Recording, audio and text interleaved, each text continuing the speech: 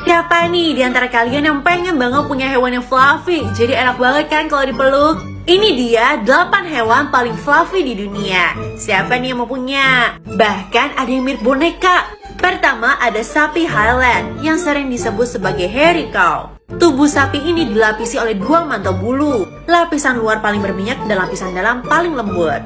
Kedua yaitu kelinci Angora Inggris. Tebal banget ya bulunya sampai nutupin muka. Ketiga, Silky, ayam dengan bulu terlembut di dunia. Keempat, anjing Samoyed. Kelima, kucing palas yang tubuhnya relatif besar. Keenam, rubah Arctic. 7, alpaka, hewan dengan bulu lembut dan baik hati. 8, yaitu chinchilla yang bulunya 30 kali lebih lembut dari bulu manusia.